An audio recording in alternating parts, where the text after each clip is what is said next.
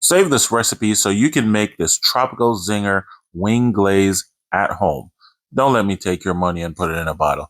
Check this out. If you want to find the full recipe, make sure you go over to foodtalktv.com and look for my section and you will see this recipe there. Check this out. We're using tequila, pineapple juice, orange, lemon, lime, the zest, and the juices from these fruits.